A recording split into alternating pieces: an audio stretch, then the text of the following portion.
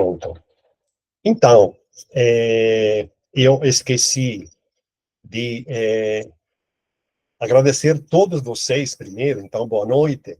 Estamos aqui começando o nosso curso de arte religiosa medieval. É um curso que a gente, como vocês puderam ver nas propaganda que foi lançada no mês de abril.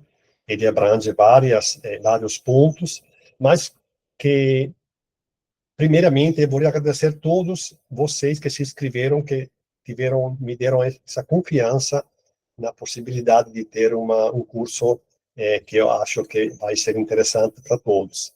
E temos vários, como eu posso defini-lo, não tipos, nem categoria, como é que eu posso dizer? Tem várias pessoas que vêm de várias áreas acadêmicas. Também, como título de estudo, temos graduandos, graduados, mestres, doutores, pós-doutores, até docentes de graduação e pós-graduação. Eu me sinto um pouco assim, sei que tem pessoas bem qualificadas que estão assistindo à aula. A maioria também são pessoas que vêm da área da história. Isso é também interessante. Eu percebi que o curso ele é muito assim, atiçou muito interesse pelo pessoal da história. Entre esse pessoal também eu quero agradecer a presença dos, como posso defini-lo, dos alunos que está cursando História no UFPB, com os quais troquei ao longo desses últimos anos, conhecimento durante as aulas que a gente participou junto. Muito obrigado por estar aqui presentes. E assim, isso era que eu queria começar. E agora vamos dar continuidade à nossa aula. Como vocês viram, o título da aula é Arte Religiosa da aula, do curso Arte Religiosa Medieval. Arte Religiosa Medieval, ela tem muitas, como eu posso defini-la, possibilidades de ser tratada. A proposta geral do curso, ele é um curso que oferece uma imersão na arte religiosa produzida durante a Idade Média, abordando temas como a sua influência da arte religiosa, as técnicas com que ela era, como eu posso dizer, criada, o simbolismo que ela carrega, os significados religiosos, sociais, entre outros aspectos que veremos ao longo do nosso caminho. As temáticas, como vocês puderam ver na plataforma Eden Trace e também nas propagandas que foram lançadas nas mídias sociais, são divididas em outros módulos temáticos dos quais criei uma linha do tempo também para situá-lo, como podemos dizer, no caminho do desenvolvimento da arte medieval. Nessa nossa primeira aula, vamos enfrentar uma coisa assim, bem ampla, não nada de específico, só para contextualizar um pouco o assunto que a gente está falando. Nomeei essa primeira aula a arte religiosa europeia na Alta Idade Média, ou seja, a gente depois vai ver no detalhe, vai dar uma contextualização de como era, que seria o que é essa Idade Média, a Alta Idade Média, e via discorrendo.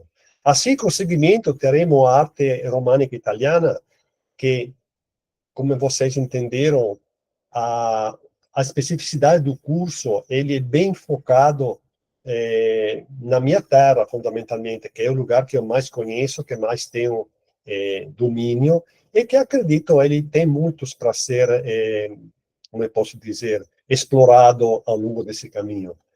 A arte gótica italiana também é outro aspecto interessante. Os bestiários medievais também são temas que na arte medieval tiveram uma relevância bem interessante.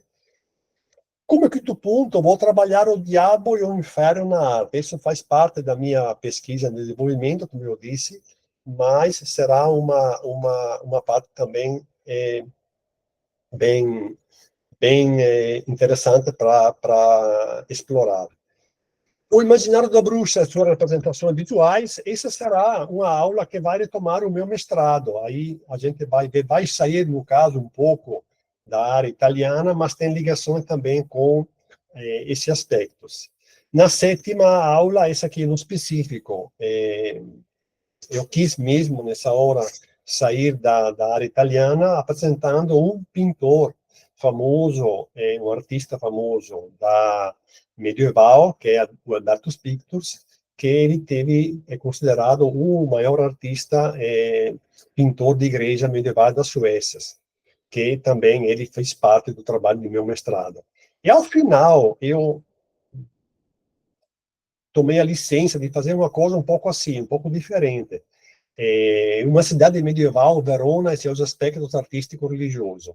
Eu estou tentando montar uma aula para a minha última, que seja quase, vamos dizer, uma visita virtual na cidade de Verona, que é a cidade que eu morei por quase 50 anos, que ela dá uma possibilidade de explorar tudo aquilo que a gente quase vai ter durante o curso, a começar da antiguidade, porque Verona é uma cidade que se formou nos tempos dos romanos, podemos defini-la como a capital romana do norte da Itália, e os aspectos artísticos religiosos que desenvolveram desde lá, na Baixa Idade Média, até o ano 1000, tem um românico muito interessante em Verona, tem a parte do século XIII, XIV, com a Comuna de Verona, tem várias coisas interessantes que você vão, com certeza, vão gostar.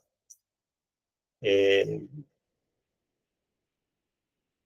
Idade Média, vamos dizer assim. Eu vou dar agora focar em vários aspectos, porque, como eu disse, tendo na aula vários níveis de, como eu posso dizer, de grau acadêmico, eu preparei uma coisa que seja porque está no início, e vamos esperar que também que está com um nível mais alto não fique cansado com coisa repetitiva que eu posso dizer, porque eu tenho que ter contar também nesses aspectos.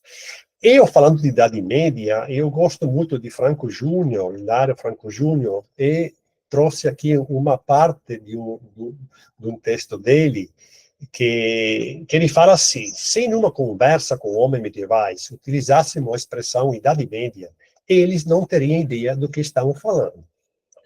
Como todos os homens de todos os períodos históricos, eles viam-se na época contemporânea. Isso não tem como fugir desse aspecto. De fato, falarmos de Idade Média, de Idade Antiga ou Média, representa uma rotulação a posteriori, uma satisfação da necessidade de se dar nome aos momentos passados.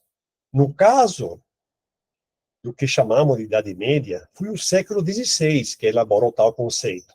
Ou melhor, Hilário fala, tal preconceitos, pois o termo expressava um desprezo disfarçado em relação aos séculos localizados entre a Antiguidade Clássica e o próprio século XVI, pois este se via como o renascimento da civilização greco-latina e, portanto, tudo que estivera entre aqueles picos de criatividade artístico-literária não passara de um hiato, de um intervalo, logo de um tempo intermediário, de uma idade média.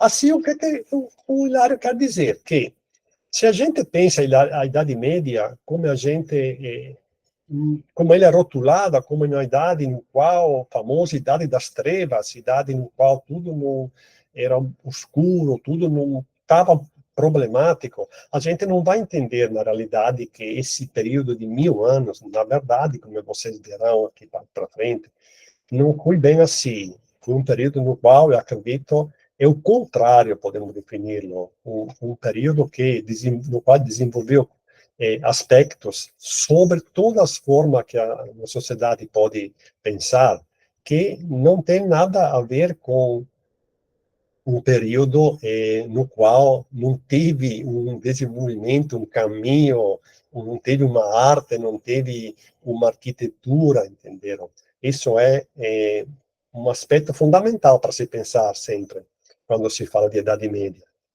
E, por isso,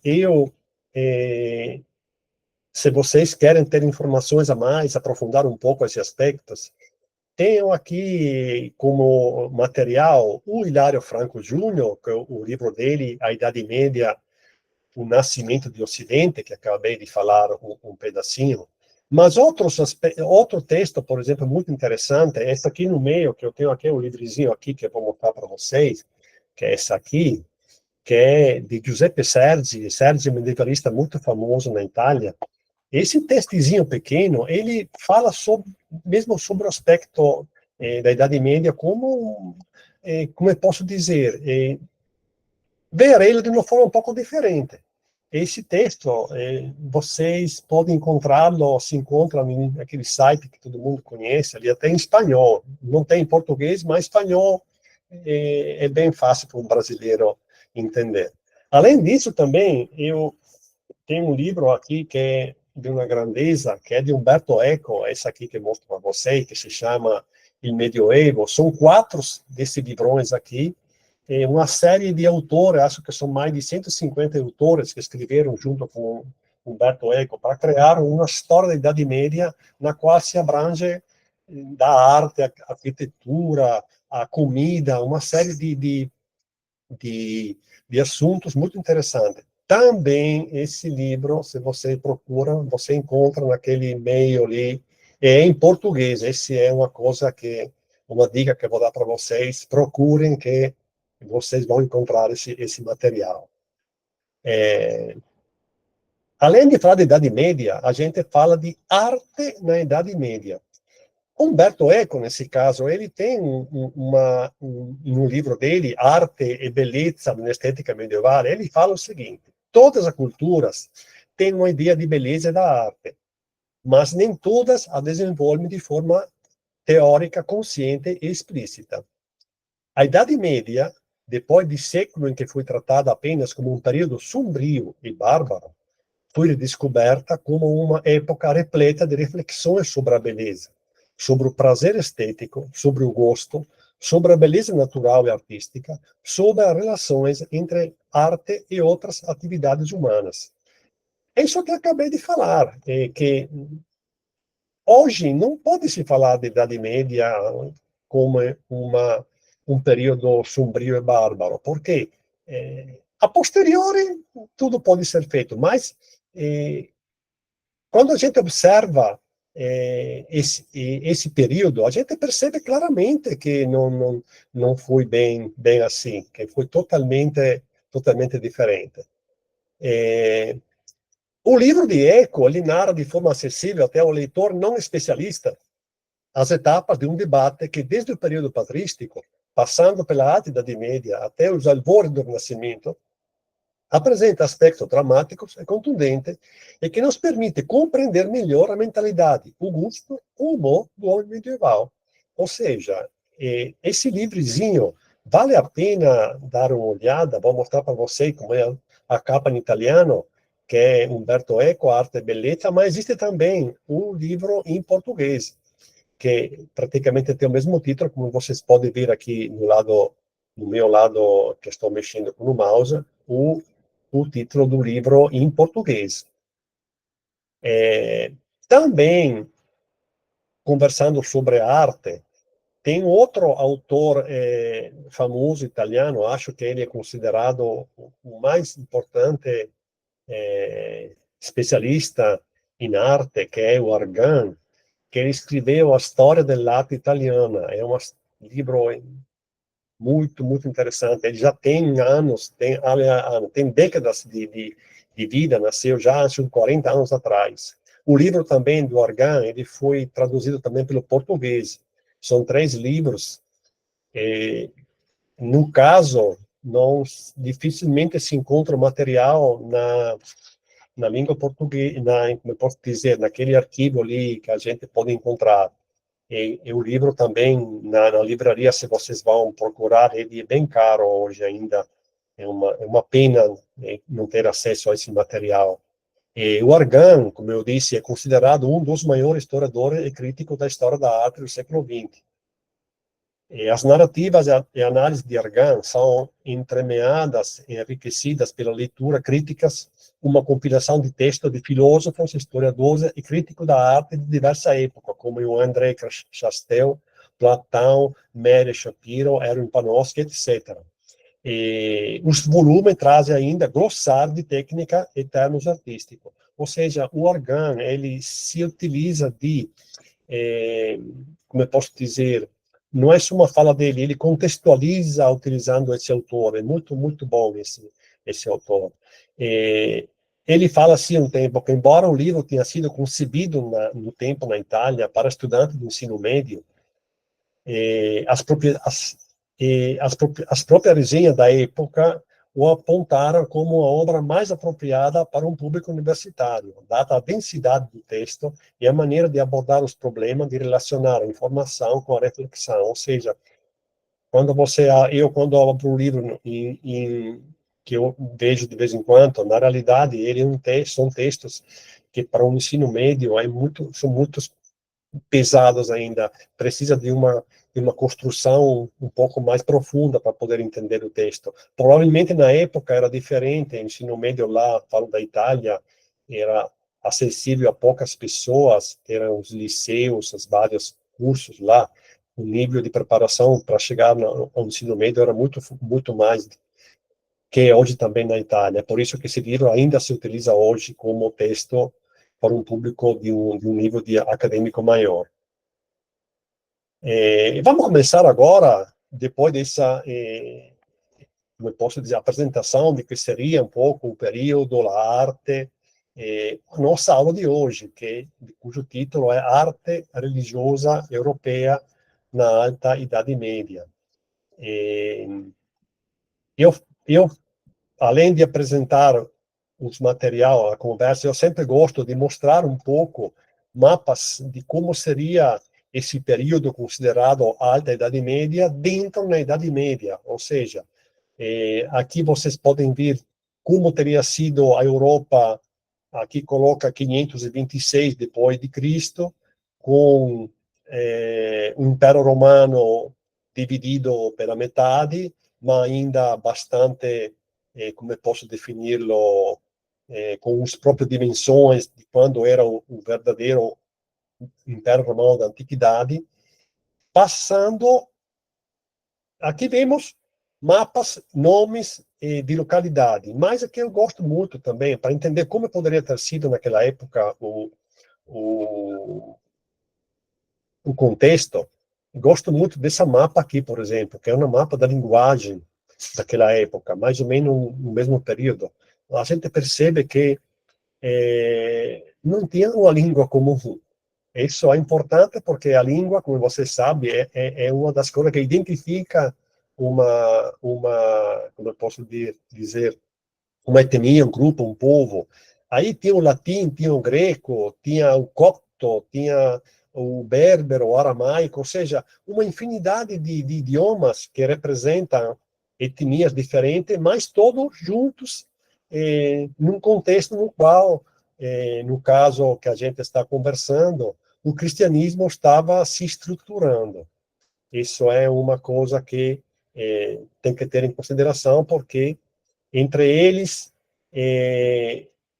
não tinha como comunicar, mas tinha uma religião que estava se formando da mesma forma em qualquer lugar que a gente está vendo aqui, no qual se falava idiomas diferentes.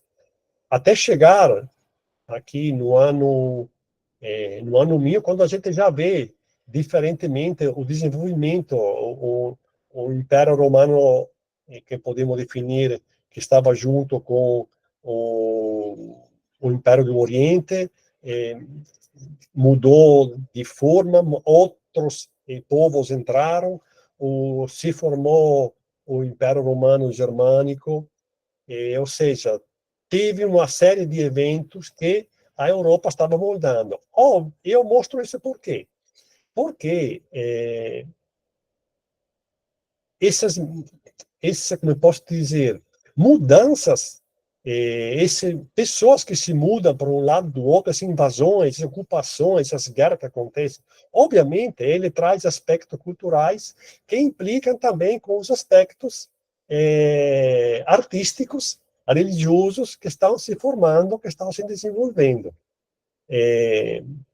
como se diz, aqui o século V e VI representa para o Ocidente imperial tardio um momento histórico de crise extremamente intricado e fascinante, típico de processo de transição, que as obras de arte conseguem, muitas vezes, captar e expressar com maior imediatismo se as compararmos com outros campos culturais. Isso é uma coisa que acontece até hoje. Às vezes, a arte ela antecipa a coisa que a gente vê depois, na realidade, na sociedade, sendo atuada. Trata-se de um lento processo de crise do mundo clássico e, ao mesmo tempo, das novas experiências religiosas que não aparecia somente nas fronteiras do Império, mas no próprio coração de Roma. Ou seja, ao tempo dos romanos, existiam, sim, formas religiosas diferentes das formas religiosas que estava sendo parte do Império Romano, mas ele era fora, não era dentro. E nesse caso, essa forma religiosa entraram e se formou uma miscigenação de religiões, ou seja, o cristianismo estava aparecendo, mas era dentro de uma série de novas, como eu posso definir, crenças ou coisas similares. E assim falam, nostálgicas gerações de retorno ao passado sucedem-se no curto prazo, ou mesmo coexistem com fraturas repentinas e sensacionais com o passado, ou com tentativa de síntese entre velho e novo. Ou seja,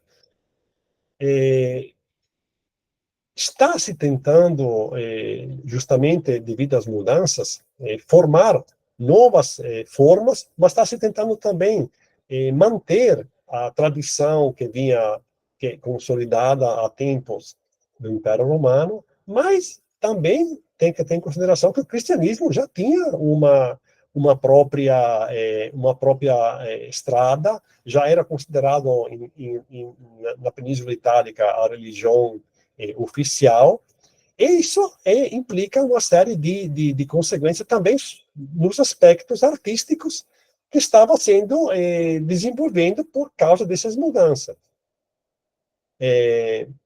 Aqui fala-se sempre a mesma autora, Castelfranco, esqueci de dizer que é uma famosa historiadora da arte que faleceu há pouco, bem velhinhas. Eu gosto muito também dessa autora. Ela fala assim: foi apenas no final do século IV que o crescimento do patrocínio cristão começou a provocar uma verdadeira diversificação do sujeito cristão. Só então a arte começou, podemos dizer, a tornar-se cristã, não só no seu conteúdo, mas também na sua expressão estilística, ou seja, começa a mudar a aparência das obras artísticas devido à religião cristã que estava se desenvolvendo. Ou seja, podemos dizer que foi, ela fala esse aspecto, que esta parte aqui me interessa muito, podemos dizer que foi toda a arte clássica que se transformou em arte medieval. Não foi o cristianismo que a transformou. Ou seja, ela tem uma visão que nessa mudança para um aspecto religioso, poeteístico, como tinha em Roma, com toda uma série de aspectos também artísticos relacionados, a transformação que o cristianismo trouxe não foi só uma transformação que se passou no cristianismo com tudo que era cristão que foi desenvolvido depois. Foi também uma transformação inteira da arte clássica antiga que seguiu esse aspecto e mudou ao longo do caminho junto com o cristianismo. Ela fala assim: devido a este longo processo de transição, é, portanto, mais sensato falar de arte antiga tardia, em vez de arte paleocristã. Essa também é uma provocação que a autora faz, reservando o termo arte paleocristã para a elaboração dos novos conteúdos iconográficos. Ou seja, ela acha que, segundo o ponto de vista dela, se transformou, como posso dizer, o período, mas foi uma transformação da arte existente, até que não se chegou ao ponto que o cristianismo tomou os próprios aspectos relevantes que se como posso dizer em português, passaram para cima dos aspectos artísticos que estavam sendo ainda carregados ao longo do tempo. Essa fala que eu trouxe, você pode encontrar essas informações em outros livros interessantes, sempre que eu vou apresentar aqui, que dois são da autora L'arte medievale in Europa, e outro é Lo splendore nascosto nel Medioevo. Esse aqui, infelizmente, são italianos.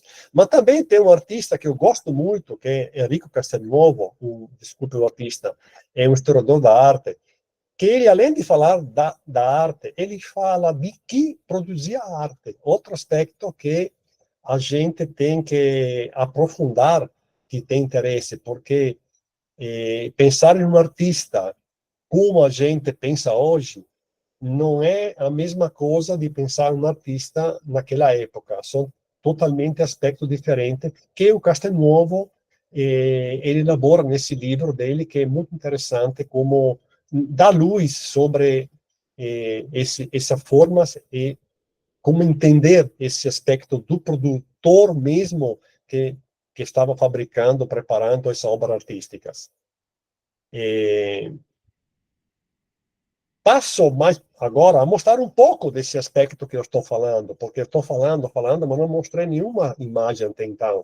Eu dividi a minha fala em dois pontos.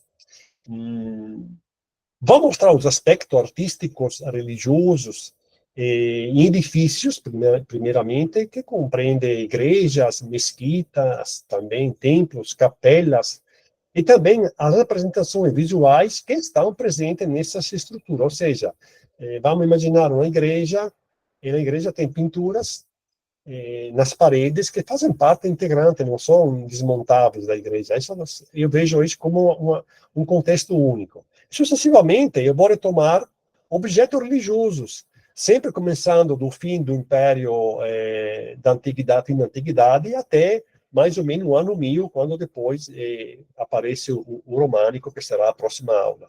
Nesse caso, objetos são artefatos que têm uma função, o caráter sagrado, ou são dedicados por atribuição de fé ou ritos, que podem ser livros litúrgicos, moedas, tem várias coisas que a gente vai ver aqui daqui para frente. Falando de igrejas, aqui eu mostro para vocês essa imagem que não é uma igreja, é um quartinho, um cubículo, vamos dizer assim, um espaço que se encontrava nas catacumbas de Roma, no qual era apresentado já uma arte primordial, na qual tem, como eu posso dizer, aspectos do cristianismo que se começa. Não posso definir isso aqui uma igreja, porque não era nem um logo de culto mesmo, mas vamos entender que já aconteceu, aqui são em torno de 350 depois de Cristo, já aparecem as formas artísticas que se destacam as formas que se encontrava já na antiga Roma. Quais são os lugares que eu, como eu posso dizer, falando de igreja, o cristianismo começou a desenvolver, a utilizar? Aqui é bem claro essa fala, que devido à rápida conversão dos romanos à nova religião, precisava construir um grande número de edifícios para acomodar os seguidores. As basílicas eram espaço flexível, onde ocorria julgamento, treinamento militar, negociação e diversas atividades lideradas pela representação divina do imperador. Ou seja, as basílicas romanas eram a estrutura no qual ocorria todos esses aspectos que eu acabei de falar. Sobretudo, também era reuniões de julgamento, acontecia muito. Assim, os novos lugares de adoração que o cristianismo desenvolveu não se basearam nos templos antigos, porque em Roma existiam templos dedicados aos judeus, mas esses templos tinham uma finalidade diferente, não era templo de reunião para as pessoas pregarem, era situação diferente. Quanto as basílicas, não, a basílica era lugar já com uma possibilidade de congregação que abrangia muitas pessoas. As novas igrejas assim, optaram para usar os amplos salões da reunião das basílicas para acomodar os fiéis durante a liturgia. pois, tratando-se de edifícios oficiais, também esse aspecto, não seriam conotadas como um paganismo, ou seja, também o aspecto que eu vou me utilizar de uma estrutura, vamos dizer assim, pagã, não é bem interessante, quanto se eu me utilizo de uma estrutura que é, vamos dizer assim, poderíamos dizer hoje, secular, não teria essa problemática de se chocar com aspectos do paganismo. Uma estrutura interessante que podemos analisar nesse aspecto é a Igreja de Santa Pudenziana, que ela em Roma é reconhecida como um dos locais de culto mais antigos de Roma. Ela foi construída sobre uma casa do século II, não era bem uma basílica, e provavelmente durante o pontificato de Papa Pio I. Essa casa foi construída. Reutiliza, também dentro, ela reutiliza parte de um banho romano que existia no interior, que ainda está visível no ábside da igreja. Esta igreja ela foi a residência do Papa até que, em 313, Constantino lhe ofereceu o Palácio do Latrão, ou seja, o Papa era a residência dele. Sucessivamente, essa igreja foi transformada em uma igreja com 3 naves. Você dá para ver que a estrutura ela aparece como uma forma assim, parecida com um templo, mas ela não tem grande, como eu posso defini-la, não é um templo romano. O interior é interessante dessa igreja. Por quê? Considerando o tempo dela, quarto século, o final do quarto século, ela já se apresenta como uma igreja que conhecemos hoje. Óbvio, ela passou por reforma, passou para ajustes, tem várias modificações que foram feitas. Mas o que é interessante é aquela representação que vamos ver aqui mais no próximo slide, que é um mosaico que se encontra sobre o altar. Aqui um aspecto interessante, porque não vou me delongar muito, porque senão precisaria de um curso, de uma tese para falar dessa imagem. Mas, assim, o que é interessante é que você percebe aqui duas coisas que eu acabei de falar, que são o cristianismo, é óbvio, tem Cristo no meio, na posição clássica dele, temos na parte de cima também os 4 evangelistas que são representados na forma de animais, como vocês sabem, cada evangelista é representado por um desses. Tem uma cruz, que obviamente. Tem também os apóstolos, que são ao redor também. Entre os apóstolos tem Paulo e Pedro, que estão sendo coroados, faz parte do conhecimento que se tem também contado na leitura desse tempo cristão. Mas a coisa que interessa, que eu digo, aqui aparece ainda a forma mais antiga, como eu posso dizer, os seguazes de Cristo, ele parece quase senadores romanos, ou seja, o pintor, que não é uma pintura, é um mosaico, que estruturou esse mosaico, ele se baseou em figuras que ele tinha como presente, ou seja, Cristo, pode ser um imperador, e ao redor dele tem os senadores, mas não são os senadores, são os seguazes de Cristo, mas como eles são apresentados, tem essa possibilidade. Aqui vão, como eu posso dizer, voltar no que eu disse, que a arte, ela se apresenta carregando sempre o que tinha acontecido antes. É difícil inventar, criar algo novo de zero. Eles criam, modificam, mas está se carregando o que estava presente até o momento, porque o período ainda existia um imperador, existiam senadores, Roma estava ainda em uma fase atuante, mas também o cristianismo já estava presente e aqui está representado. Uma outra forma de arte, eu não vou, como eu posso dizer, mostrar para vocês muitas igrejas, porque, bem ou mal, naquela época teria outras, mas eu quero mostrar mais coisas e passo de um ponto, mostrando uma das várias possibilidades que estava desenvolvendo naquela época. Uma arte que, sucessivamente, foi bem interessante, que se criou depois dessa primeiras estruturas que vêm diretamente das basílicas romanas é a arte bizantina. A arte bizantina, ela desenvolve na parte oriental da conhecida da Europa de hoje, em Bizâncio, a atual Istambul, e a arte bizantina tem uma forte influência do cristianismo, justamente, uma temática religiosa, como é a arte também, com o objetivo de representar as crenças teológicas. No entanto, a arte bizantina também incorporou características provenientes da região orientais, como a Ásia Menor e a Síria. Ou seja, você vai ver que as formas diferentes são devidas à questão que os países, as realidades, as culturas limítrofes de Constantinopla, de Bizâncio, podemos chamá-la como mais queremos, influenciaram muitos esse aspecto. A arte bizantina também inclui a arquitetura, que também é uma fusão das culturas helênica e oriental. As construções mais comuns são, como disse, igreja, mosteiro, fortificações, a gente vai ver aqui para frente.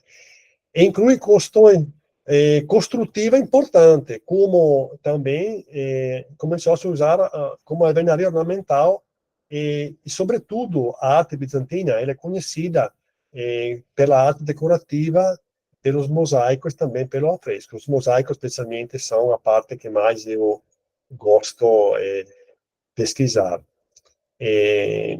Aqui para vocês eu trouxe uma imagem que é no atual Istambul, que essa aqui é definida a pequena mesquita de Hagia Sofia, ou seja, foi construída no início do século VI, é conhecida como hoje como a igreja de São Sérgio e Bacos. Ela foi convertida em mesquita após a conquista de Constantinopla em 53, ou seja, vocês veem a estrutura dela muito diferente da primeira que vocês viram lá em Roma, mas isso, como eu disse, é a questão devido a,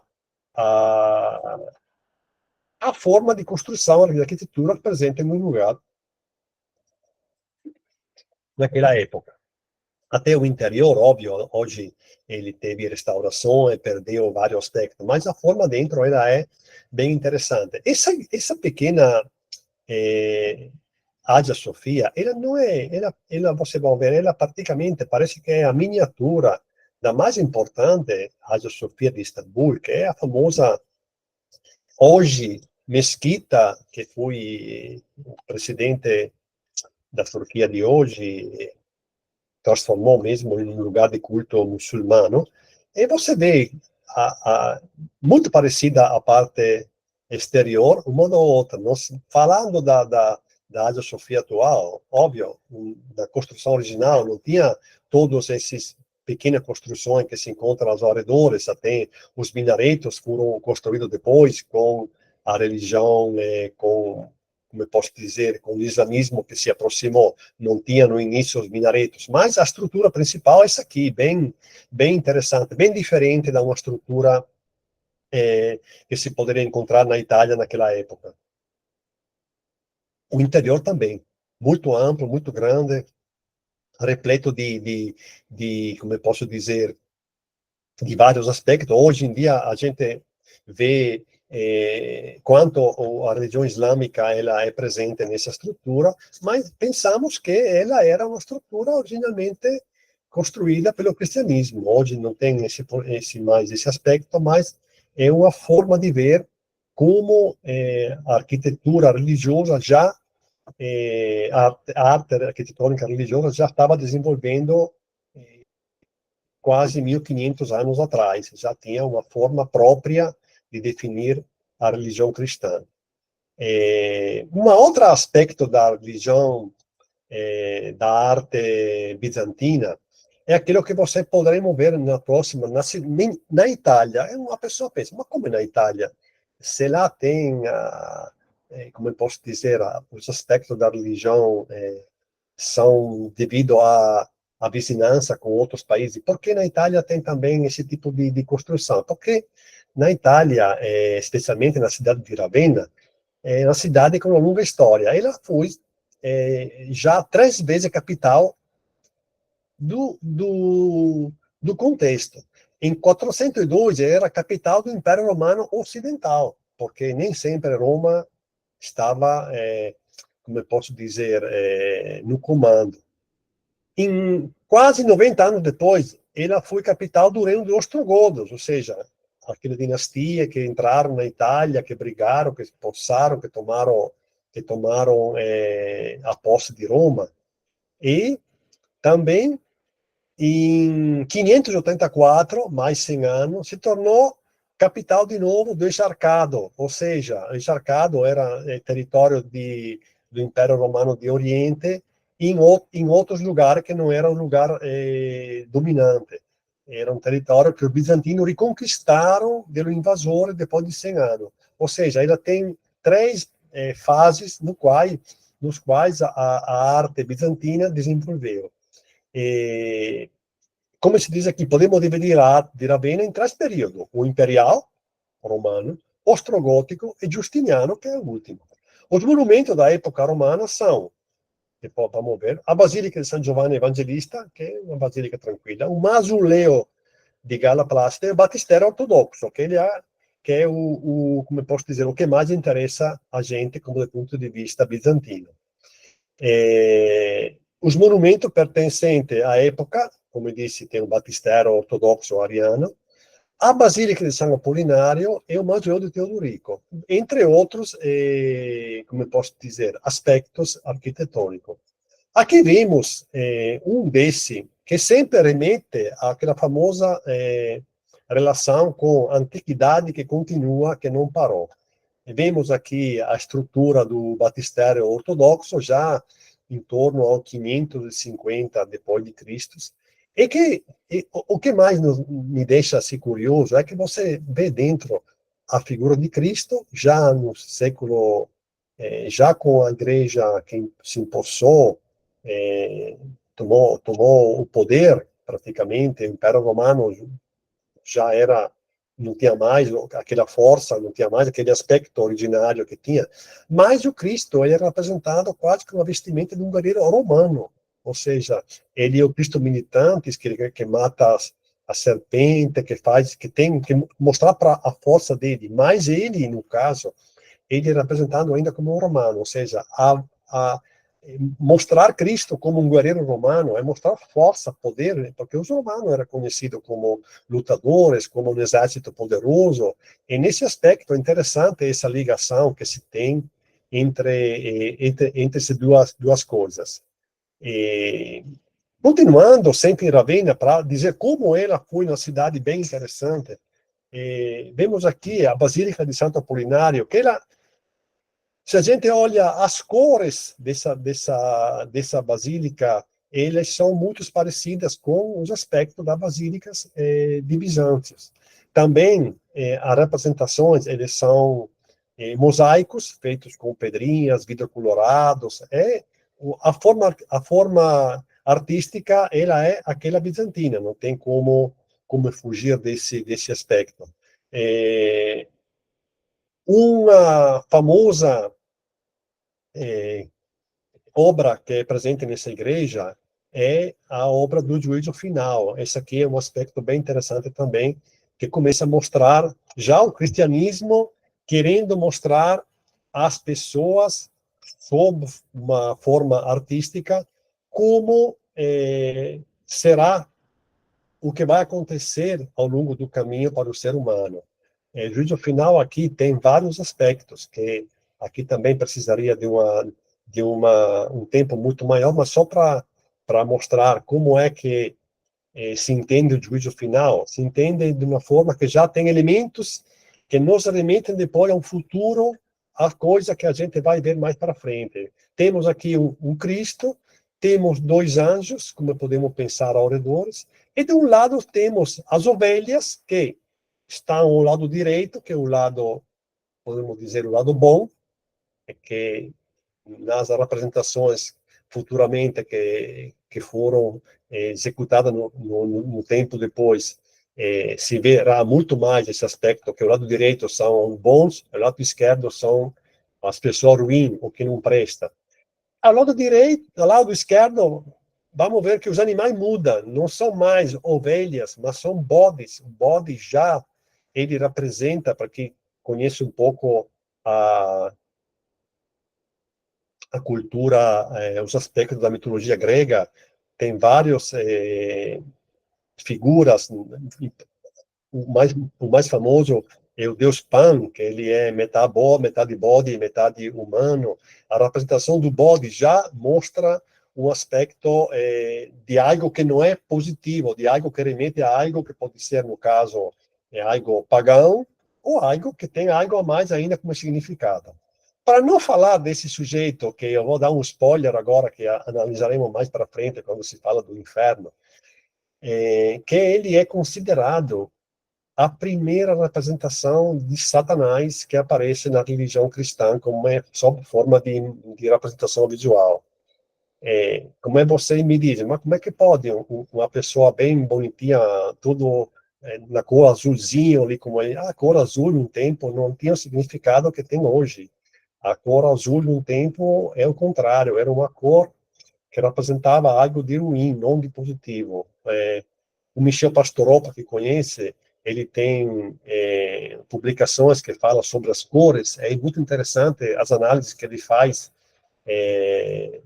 de representações, de pinturas, porque a gente está com a ideia hoje de um significado simbólico de uma cor, quando um tempo era diferente. Isso é uma coisa primária da ter quando você analisa uma imagem. Não pensar, pensar como eu posso dizer, no hoje. Não, tem que se decontextualizar com o hoje, senão a gente é anacrônica. Não podemos pensar em figuras de um tempo com o mesmo pensamento que temos hoje. A cor, especialmente, ele tem uma forte representatividade, e tem livros também que mostrarão para você desse autor francês, que fala sobre as cores, muito interessante para quem quer analisar a imagem, tem que ter essa noção de como era o significado das cores. Também, observar os pés dele também, diferente do outro, mas vamos lá, não vou mais me delongar nesse aspecto. Mas para mostrar que já o cristianismo aqui está já bem presente, e que conhece um pouco a religião cristã, já começa a entender que são coisas sobre representação visual e artística que já nos remetem a um contexto religioso já bastante claro. Em Ravenna também tem outras igrejas muito interessantes, San Vitale, por exemplo, sempre do mesmo período, e dentro dessa igreja também tem representações que, sempre voltando ao assunto de antes, que remetem a algo que não é totalmente religioso. No caso aqui, vemos que tem aspectos de guerreiros religiosos, oferendas de algo de precioso da que vai do imperador para um prelato, para um papa, para um bispo, ou seja, dentro da igreja ainda existem representações que hoje a gente não pensaria de encontrar em uma igreja, porque não fazem parte do contexto cristão de hoje. Mas naquela época existia essa contínua relação de se utilizar de figuras para mostrar algo para ser entendido, partindo do pressuposto que entrava nessas igrejas era analfabeto, não sabia ler, e a imagem para ele representava algo de muito mais, como eu posso dizer, entendível, não sei se é uma palavra que pode ser usada em português, para entender o significado de algo que, como a professora Quirico fala, era relatado, ou seja, você conhece interpretar uma imagem como essa aqui, se você já ouviu falar desse aspecto, se alguém contou algo nesse assunto, na hora que você vê a imagem, na hora que você vê, você lembra algo que você já sabe, que foi passado de forma oral, não era importante você saber ler, mas as narrativas que era passada entre gerações, ela ficava na cabeça das pessoas. Na hora que a pessoa se depara com uma imagem, ela consegue entender a história quase, como se a história se forma na mente de uma pessoa e vai aparecendo tudo aquilo que você já conhece como narrativa. Em um tempo, provavelmente as pessoas tinham essa capacidade ainda mais desenvolvida daquela que temos hoje, porque não tendo a leitura, tendo muito menos imagens que hoje temos na forma espantosa, que não conseguimos nem raciocinar sobre elas, um tempo se conseguia muito mais expressar uma narrativa com uma imagem que hoje, para uma pessoa que entra ali, quase não consegue entender o significado. Sempre continuando para mostrar quanto os aspectos artísticos religiosos das estruturas não foram só na Itália ou em Bizâncio, mas também em outros lugares da Europa conhecida hoje. Aqui eu trouxe uma imagem de uma igreja em Tessalônica, na Grécia. Já você percebe a mudança de estrutural. É importante pensar também por que são tão diferentes às vezes, porque também na construção das estruturas não tinha como é hoje a possibilidade de utilizar material qualquer. Você se utilizava de material que era próximo. É, Cada estrutura que a gente vai vendo em seguida, ela remete a também a algo que está presente naquele lugar. Pedras,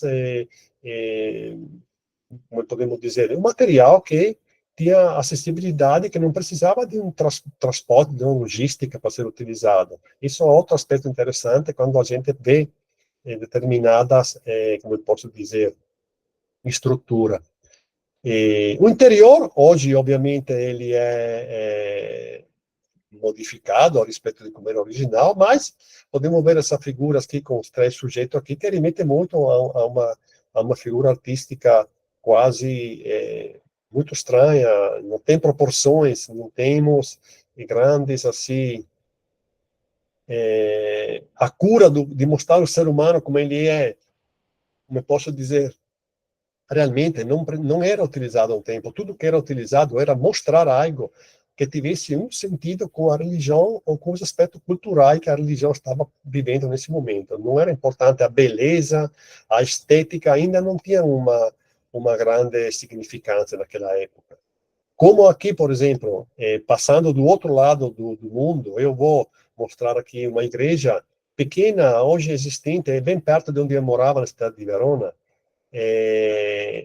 que ela também, você olhe, as pedras dessa igreja aqui e as pedras aqui totalmente diferentes. Aqui é uma pedra típica do lugar, ou seja, o arquiteto, ou vamos dizer assim, arquiteto é um termo um pouco não, que não podemos utilizar por tempo, mas que projetou, que idealizou essa igreja, ele pensou ao material que ele tinha à disposição bem pertinho. Hoje em dia, essa igreja tem mais de 1.500 anos, a gente vai nesses lugares, a gente vê as casas que são construídas hoje, que utiliza pedra, é a pedra mesma, porque tem ali, como eu posso dizer, é um material que se encontra, que está sendo utilizado ainda no tempo moderno.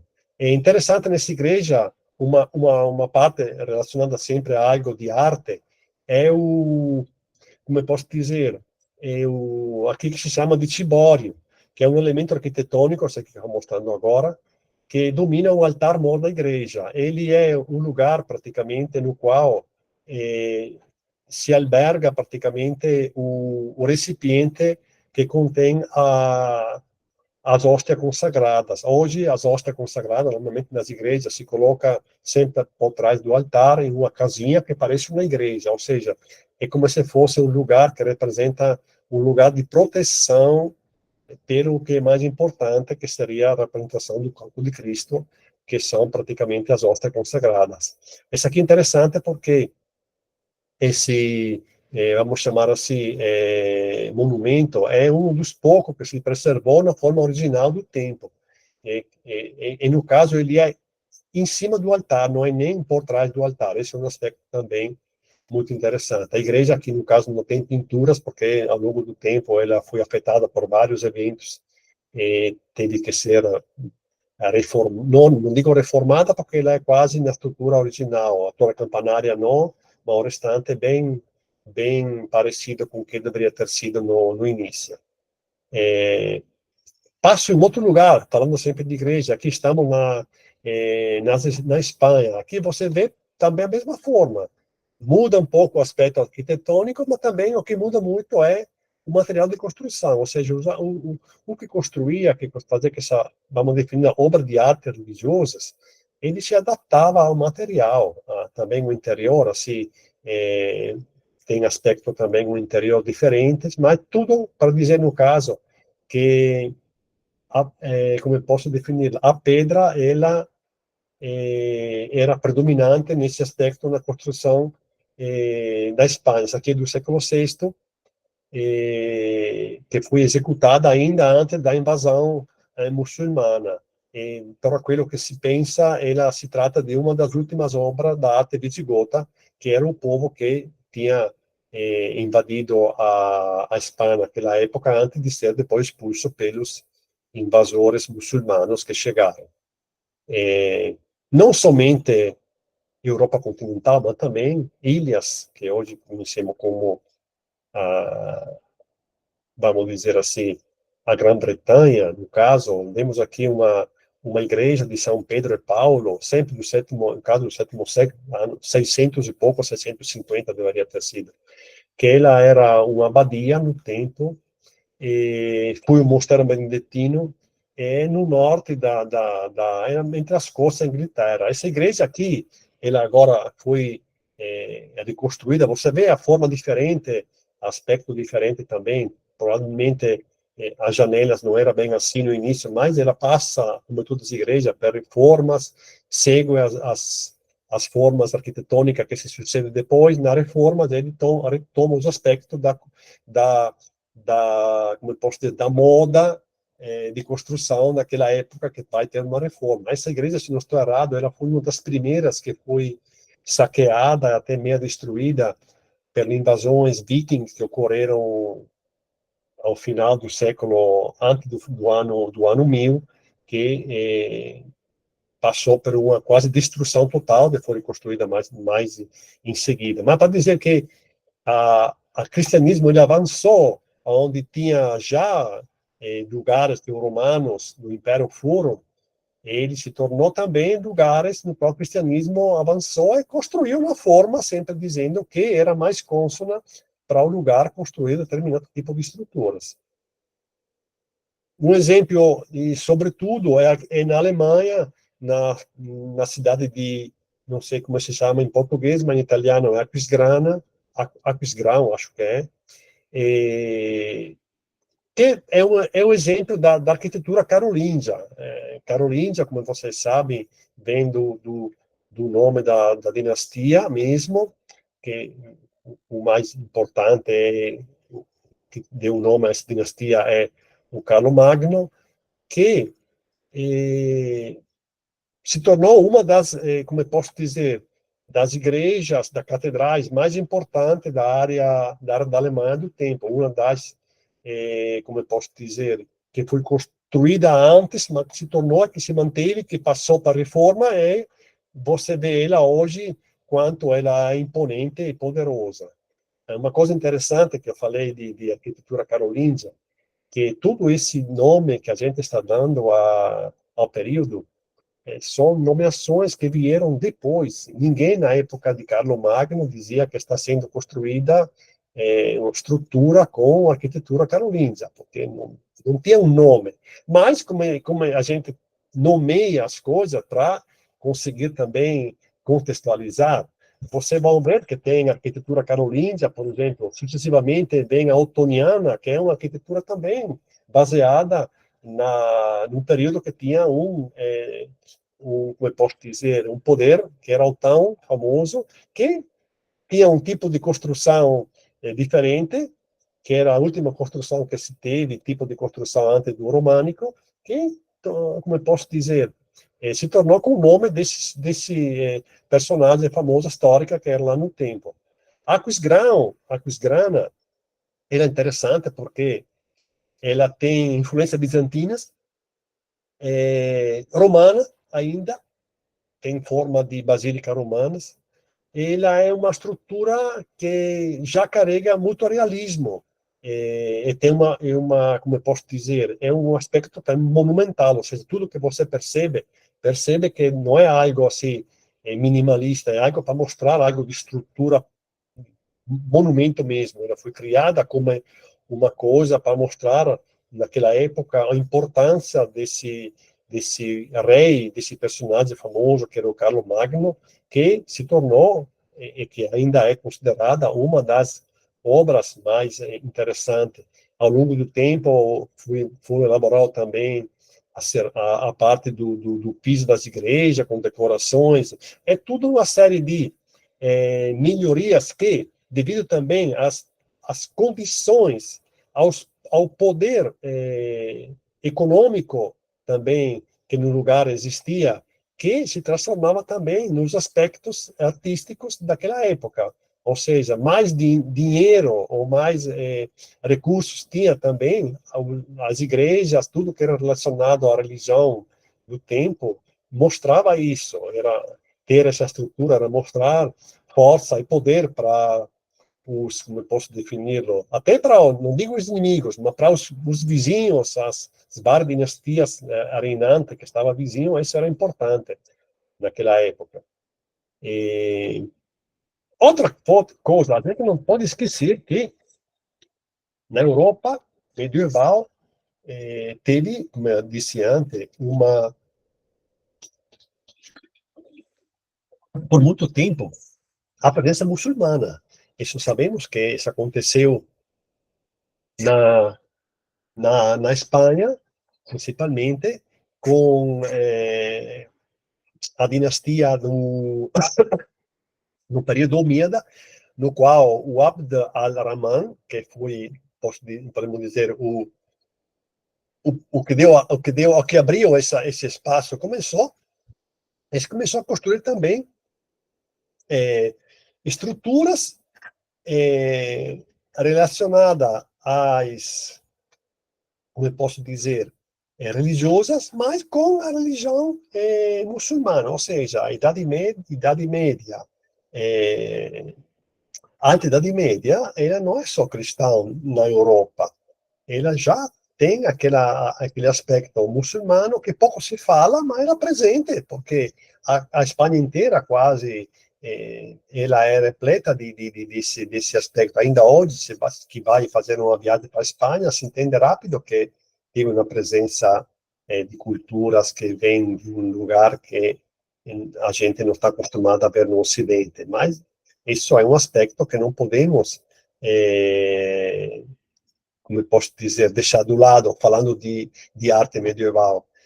Aqui fala que a arquitetura reflete vários acontecimentos históricos, desde que ano que a primitiva catedral visigota de São Vincenzo foi transformada em uma mesquita que igualaria ao esplendor de Damasco. Ou seja, essa mesquita aqui que se encontra em Córdoba, ela foi construída, pensada para se tornar como era a mesquita de Damasco, que era considerada uma das mesquitas mais importantes do período na área oriental mediterrânea.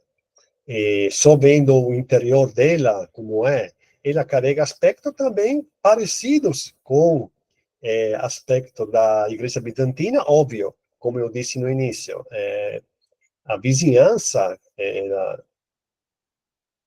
de Bizâncio com as culturas sucessivas influenciou, o Bizâncio influenciou também as culturas muçulmanas que surgiu e, consequentemente, também o muçulmano depois estruturaram na Espanha aspectos bizantinos com a própria viés também desenvolvido ao longo do tempo de religião que estava se desenvolvendo, a religião que devemos pensar diferentemente da como o Ocidente quer mostrar, uma religião bem estruturada, dentro de uma cultura e um povo muito desenvolvido, tecnologicamente falando, muito avançado, que na época, como não se pode, é difícil fazer uma comparação, mas ele era um povo que tinha grande conhecimento, era um povo que sabemos que os árabes, especialmente, que não confundemos árabe com muçulmano, mas são naquela parte, se tornaram sucessivamente a Arábia muçulmana, povos com uma capacidade tecnológica, conhecimento que superava, às vezes, o conhecimento que tinha em outros lugares. A cultura lá bem interessante esse aspecto. E, passando agora, eu paro aqui como mostrando igrejas, para não, como eu posso dizer, para não me aproximar muito aos aspectos do românico que queremos conversar na próxima aula. E vou falar sobre o aspecto de objetos relacionados à religião, mas que não são propriamente estruturas, assim, ou quase estruturas integrantes das igrejas. Partindo essa figura que eu mostro para vocês aqui, que é o sarcófago de Júnior Basso, é 350 depois de Cristo. Ele é no Museu de São Pietro. Ele é um receptáculo funerário utilizado para o sepultamento de corpos, decorado com escultura em mármore representado um seno tanto cristão quanto pagão, onde a influência da arte etrusca e grega. Tudo tem sido descrito como a mais famosa peça de escultura em relevo paleocristão, ou seja, aqui voltando a um tempo nas primeiras igrejas, aqui é, posso dizer, o ponto máximo é, como eu posso dizer, que se percebe que tem cenas representando a típica vida do Império Romano, da comunidade, da sociedade romana, mas quando a gente vai analisar esse sarcófago, que não tem, porque ele é nos quatro lados, ao redor, e a parte também da tampa decorada com várias decorações. Aqui se encontra, seja a história do cristianismo, em certos pontos, como aqui podemos ver, por exemplo, se não estou errado, algo que parecia com Adão e Eva, e também a história dos romanos, ou seja, do imperador, dos cônsules, das guerras, tem uma série de elementos para dizer como uma peça que, no caso, foi utilizada pelo cristão, carregava aspectos ainda da arte românica. É por isso que o arte da Idade Média, ela é aquela coisa vai e vem, ou seja, dependendo às vezes, do momento histórico, ela carrega arte de totalmente cristã, ainda romana, ou uma mistura, como no caso que vemos aqui.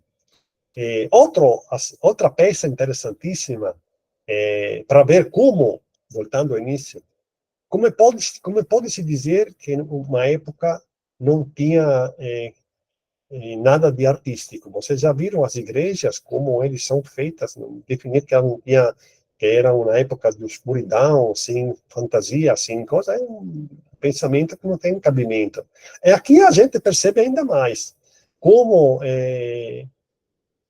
no, sempre no século IV, 360, 370, mais ou menos, um objeto tão interessante, feito de metal, 20 centímetros por 20 por 5 centímetros de lado, interessantíssimo esse aspecto. É um recipiente que teria sido utilizado por transportar as relíquias dos apóstolos de Roma a Milão, para a consagração da Basílica Apostólica, a primitiva Basílica Cristã dos Santos Apóstolos Nazaro Maggiore, que é em Milão. As complexas cenas religiosas nas laterais da tampa da caixa são de difícil interpretação, CCA, carecendo de uma tradição iconográfica específica. Ou seja, aqui tem uma série de figuras que foram criadas praticamente naquela época quase não digo de um nada, mas não tem uma tradição iconográfica parecida para poder pensar e dizer o que é que são. Sim, são figuras femininas, são figuras religiosas, sim, são figuras religiosas porque têm aspectos, mas tem também figuras da sociedade civil no mesmo tempo. Mas o que mais importa é que o objeto, foi utilizado para um aspecto totalmente religioso, ou seja, transportar relíquias dos apóstolos de Roma. Não tem uma coisa mais importante. Mas, como posso dizer, o que estava rotulando essa coisa é uma coisa que não tinha nada a ver, fundamentalmente, não se pode dizer que as figuras que estão aqui são figuras religiosas. Mas, provavelmente, naquela época não tinha importância. A importância era saber que era esse tipo de objeto e que fabricou não se importou, não sabia. Provavelmente esse objeto não poderia ter sido feito 1000 anos depois, porque ninguém teria aceito carregar a relíquia de santos ou de alguma coisa dentro de um objeto que não tem uma representatividade relacionada à religião bem específica. Isso é uma coisa que a gente tem sempre que considerar nessa passagem entre um período e outro. Falando sobre isso, eu mostro aqui outros dois objetos. Por exemplo, do lado direito temos um painel que é parte de um díptico em marfim. Esse aqui é o que estou passando agora.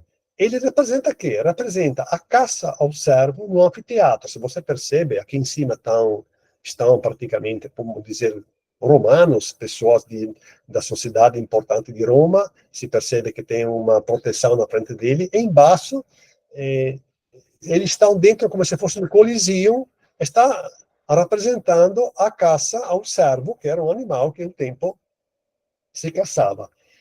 400, mais ou menos.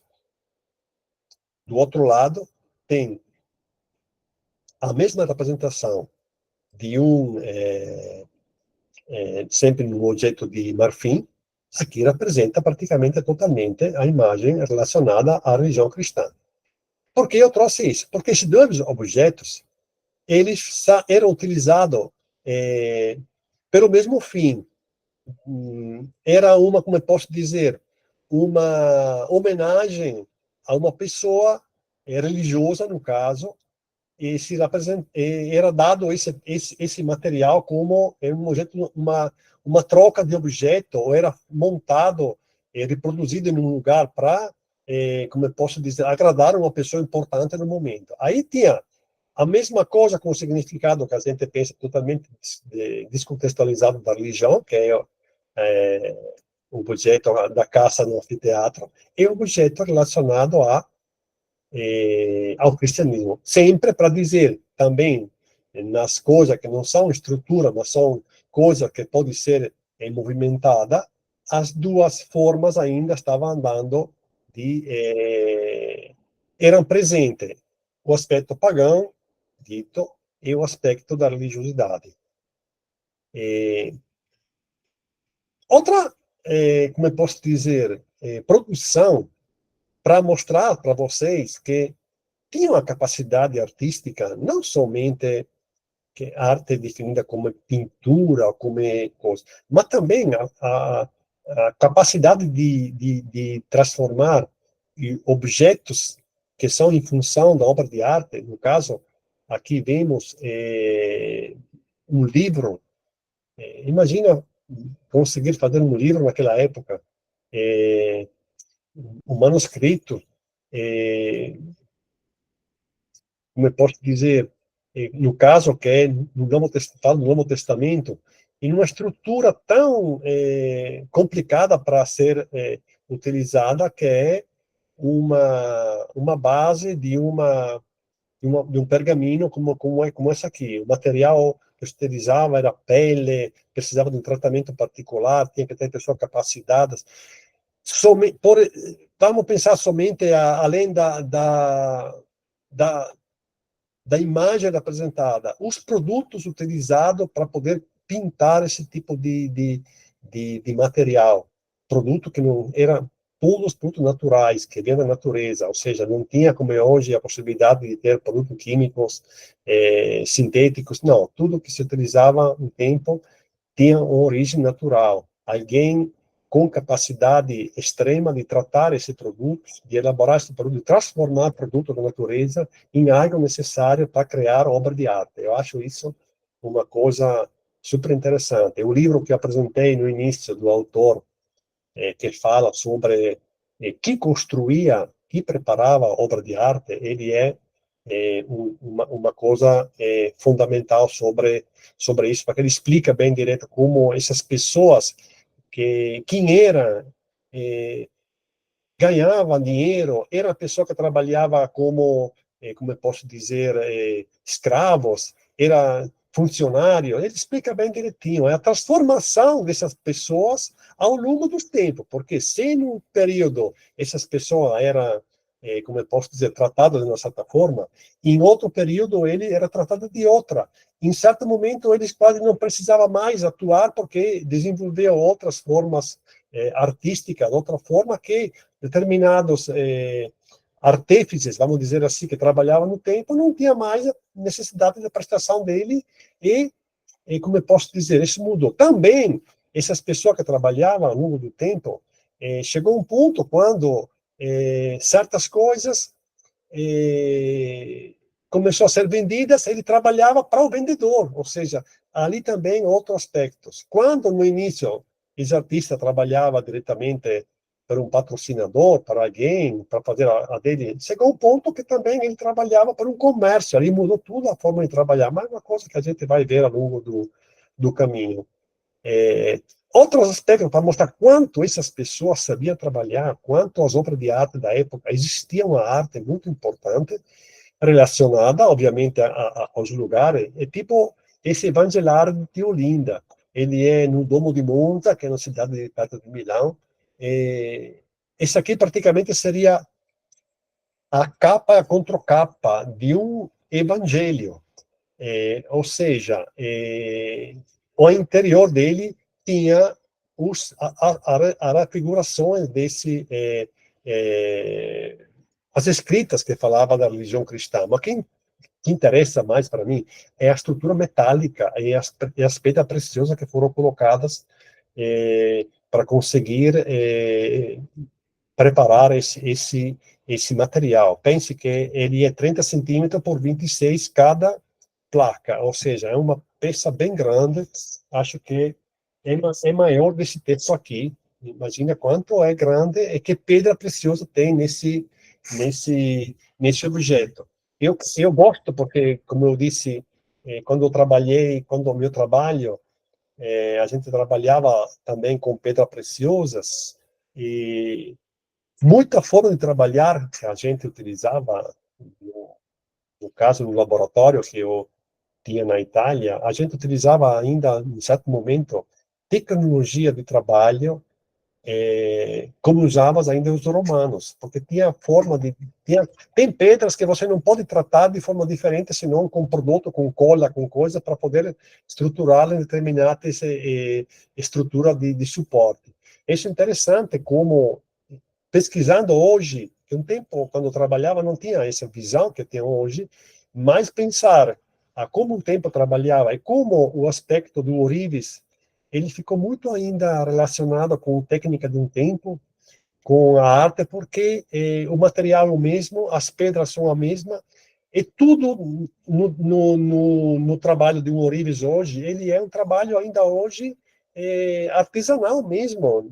Existe uma produção, como posso dizer, industrial, mas quando você se depara com joias que têm que ser reformadas, joia de 50, 100 anos atrás, que as pessoas querem fazer uma coisa nova, utilizar uma pedra preciosa para um novo objeto, você tem que saber conhecer esse aspecto. Eu gosto agora, vejo, eu digo, por que eu não pude, um tempo, ter esse conhecimento que teria me ajudado também muito na produção mesmo, para poder fazer alguma coisa com um viés ainda mais, que eu também trabalhava, às vezes, com coisa representando budgetística na antiguidade, simbologia antiga, é uma coisa muito interessante. Mas vamos continuando no nosso caminho.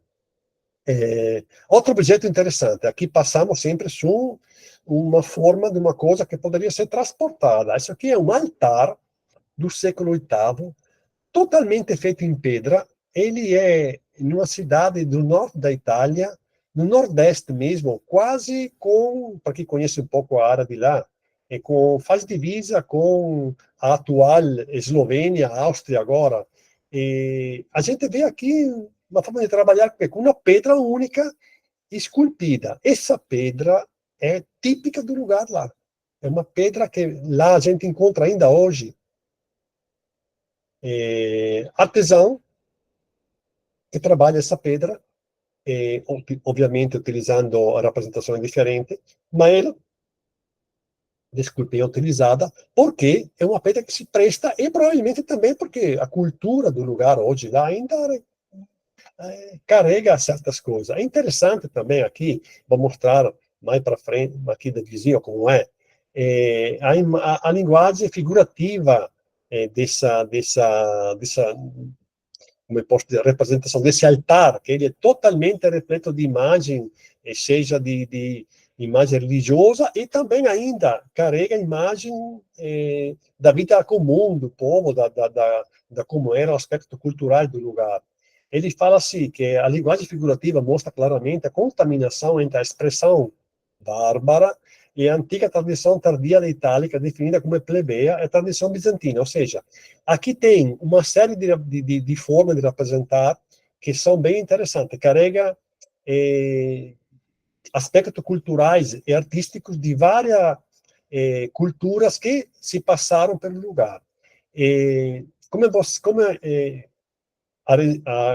dizer, a crítica de que eu trouxe, que é um pouco parafraseei, fala assim, os personagens esquecem sua consistência corporal e até mesmo sua natureza orgânica, ou seja, são feitos de uma forma muito estranha. Tem deformações, as mãos são enormes, se a gente olha a dimensão da mão, respeito do corpo. Pernas é pé microscópico, tem um pé pequenininho, cabeça globular, ou seja, cabeça muito grande, e olho bem aberto e inexpressivo. Parece quase, o autor disse que são quase monstros. Mas provavelmente tudo isso tem um significado bem claro pela época. Eu não posso dizer qual era, porque, óbvio, a gente vive num momento que quem sabe como era o pensamento, que consegue entender as figuras de um tempo, nós, é muito difícil para nós. Mas para dizer que como tem, dependendo do lugar que as representações são feitas, dependendo do lugar, sempre sendo uma obra de arte religiosa, ela não cuida de um aspecto de beleza. A figura principal, que deveria ser a Nossa Senhora, olhe como mostrar a Nossa Senhora, parece mais uma máscara de algo amedrontador, que não uma pessoa que depois foi reproduzida bonita, muito doce, entendeu? Isso é interessante. Mas eu vi uma análise profunda dessa imagem, tem tudo um significado simbólico. Aqui, essa mulher aqui atrás, ela representaria a igreja mesmo, ou seja, tem uma série de figuras que só com elaboração, um estudo aprofundado, conhecendo as figuras que são presentes, a gente poderia entender o que é. Aqui são 3 reis magos que oferem, como eu posso dizer, como eu posso defini-lo, oferem para as próprias mercadorias ao Jesus que nasceu e está no colo de Maria. Isso é uma coisa que se entende claramente. O resto são uma série de figuras do cristianismo, mas representada de uma forma muito assim, bem longe daquilo que hoje a gente pensaria.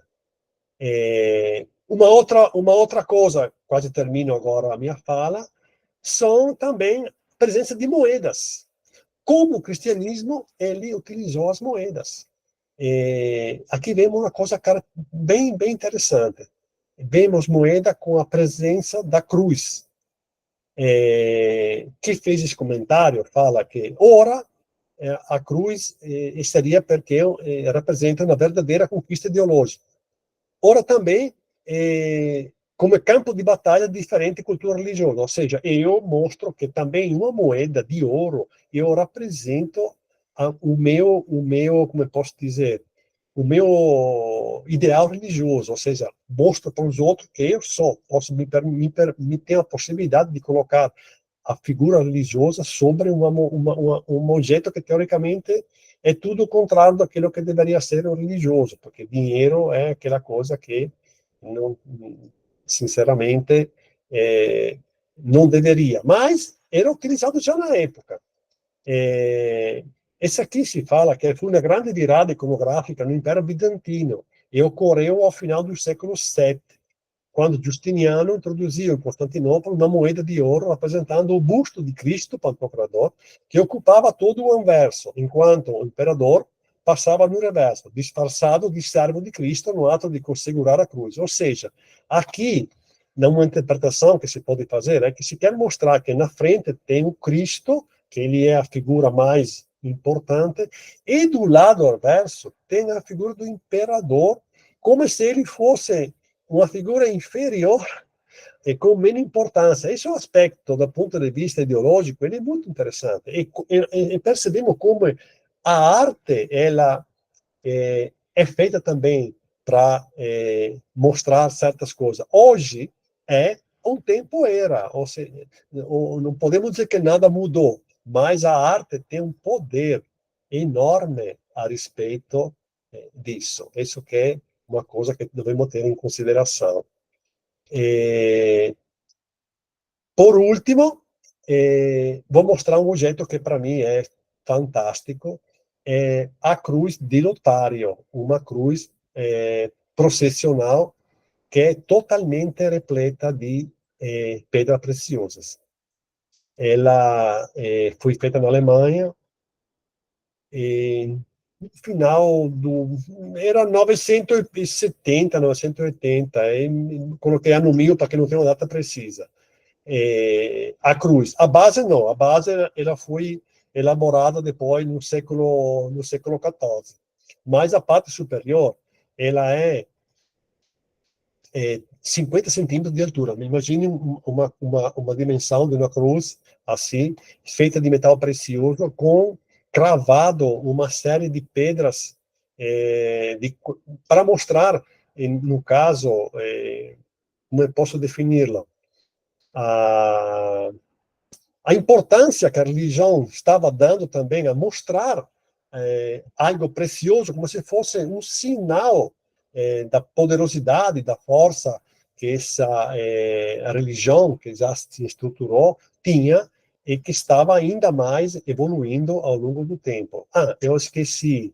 Quando eu mostrei aquele evangelário com 2 páginas, é interessante porque ele não era uma coisa utilizada no dia a dia.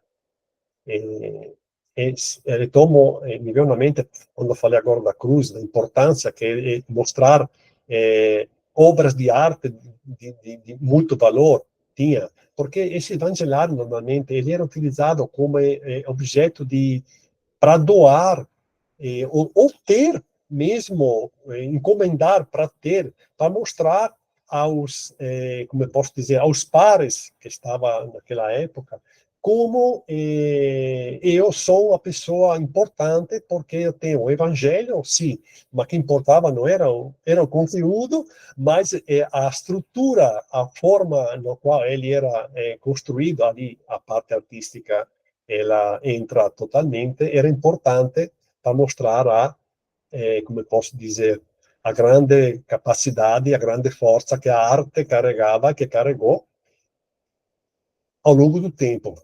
E aqui eu termino a minha exposição, vou sair da, da apresentação e só dizer para vocês que a arte, na realidade, a Idade Média até o ano 1000, que quase parece que não tinha nada, como eu disse no início, ela, na realidade, tem uma infinidade de produção artística. Eu mostrei só uma pincelada, porque eu não tenho como mostrar tudo que foi produzido. A gente poderia ter abrangido também o norte da África, o Egito, a área copta também, que fazia parte do Império Romano, e que se desenvolveu o cristianismo também lá, com estrutura, com obras.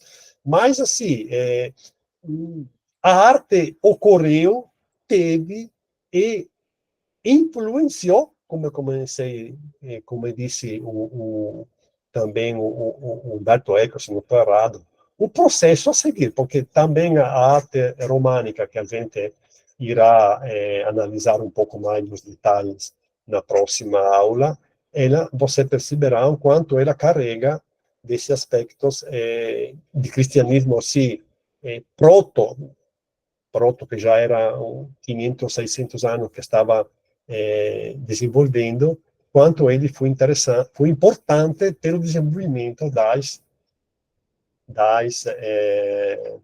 das obras que se sucederam depois. Pronto. Terminei a minha exposição. Espero não ter tomando muito tempo, já 9h20, 49, espero que vocês tenham tempo. Eu abriria para, se alguém tem perguntas, curiosidade, estou aqui à disposição de vocês. Eu não sei se eu preciso lançar também uma lista de presença. Eu preparei a lista também, que daqui a pouco eu vou lançar para vocês, que teoricamente o site ele vai me dar a presença, mas é melhor também lançar uma lista que você é um formulário de Google que é, você vai assinar daqui a pouco. E vou entrar aqui no Juan Carlos. Qual é o nome do autor que escreve sobre a representação de cores na arte da antiguidade? É o Michel Pastoureau. Eu vou depois, como eu posso dizer, mandar para vocês. Perfeito, lá o Luciano já entendeu quem é. A gente trabalhará com ele também nos próximas aulas, quando a gente vai conversar dos bestiários, que Pastoral é fenomenal nisso. Ele é uma figura daquele, como interpretar os animais, tá certo? Sara levantou a mão. Sara, pode falar.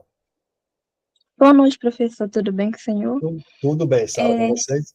eu queria que você me especificasse aquela parte lá da Basílica. Então, a Basílica nem sempre foi um lugar de pregação na era medieval. Ela antes era uma área de treinamento, era isso? A basílica, ele era a estrutura que já existia aos tempos dos romanos, ou seja, ele eram utilizadas para lugar de comércio, era utilizado por reuniões, era utilizada por, como eu posso dizer,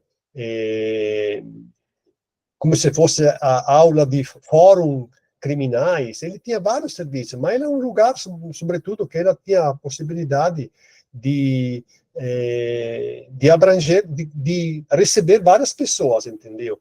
E sendo um lugar assim, ele se era um lugar que foi, como eu estou a dizer, até interessante para poder utilizar como área de culto, área de pregações, entendeu? Ele foi o primeiro lugar. Também na construção sucessiva das basílicas, eles se inspiraram muito na estrutura dos romanos, como eles eram feitos, com aquela nave longa, assim, eles são estruturas bem parecidas. Não sei se respondi suficiente à sua pergunta. Respondeu sim, obrigada. Certo. Eu vejo aqui depois no chat aqui que apareceu Jefferson, sobre a Ravenna, ela está na parte ocidental, mas com elemento de arte bizantina. Sim, Ravenna, como eu disse, ela tendo sido capital do Império Romano do Ocidente também, ela era praticamente a representação mais ocidental do Império Romano de Oriente. Lá, podemos dizer que ela representava a capital ocidental do Império do Oriente. Ela passou muito tempo com essa, como eu posso definir-la, função. Óbvio, as igrejas que estavam sendo construídas, eles foram totalmente influenciadas dos aspectos das igrejas da parte oriental do Império Romano. Ainda hoje, essa igreja existe, são lugares que muitos visitados, muito turísticos, bem conservados. Tem também, como eu posso dizer, eles são perto do mar, tem lugar também no mar Adriático, no caso, que tem resquício ainda da época. É uma área bem interessante. E não tem só aquelas duas igrejas aí, tem vários monumentos também que eu não apresentei, porque não era o foco da aula, era para apresentar um pouco no geral esse aspecto artístico que se desenvolveram ao longo do tempo, para poder depois mais aprofundar na próxima aula especificidade bem mais assim detalhadas. E depois, antes de Natal, eu vejo que tem uma pergunta. Boa noite. Muitas das igrejas citadas têm elementos de outros estilos diferentes do seu de origem por questão de invasões e saques. Pode-se considerar que são igrejas ecléticas ou se considera estilo predominante. Mas, olhe, Aline, é assim, eu não definir nomes ou estilos é aquela coisa que a gente conversou até então. E são nomes que foram dados sucessivamente. Não são nomes que eram dados na época, óbvio. As influências de outra cultura, ele modifica sim. Não tem como. Até porque as invasões ditas barbáricas, eles carregavam a cultura de outras, como eu posso dizer, realidades, até religiosas. Os germânicos, quando desceram, eles carregavam um aspecto religioso dele, politeísticos, que com certeza influenciaram. Mas, sendo que a religião que se estruturou mais de tudo era a religião cristã, pode ter várias possibilidades. A gente, quando vai analisar o cristianismo, a gente entende quanto ele é envolvido com a questão política de poder, porque o cristianismo também tem uma estrutura que fundamenta ele do ponto de vista hierárquico, que se a gente analisa, ele é muito parecido com o que se desenvolveu depois, na Idade Média, como sistema de poder civil, porque era um sistema de comando que era bem interessante para quem estava montando um Estado. Eu que pesquiso um pouco a área nórdica, a gente percebe como os países da área escandinava, eles se utilizaram muito dos aspectos estruturais da estrutura de poder da igreja para montar também a estrutura civil dele naquela área. Isso é uma coisa que a gente tem que considerar. Ou seja, os estilos assim, você disse que é um estilo eclético, podemos dizer assim, né? Um eclético, tudo bem.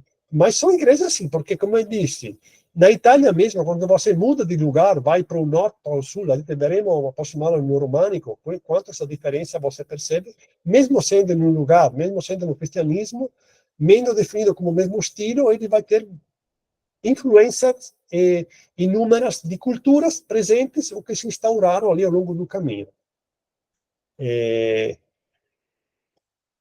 Natália e Rosiane. Natália, pode falar, Natália. Olá, professor. Boa noite. Boa noite. Eu tenho duas perguntas. A primeira é um tanto quanto específica.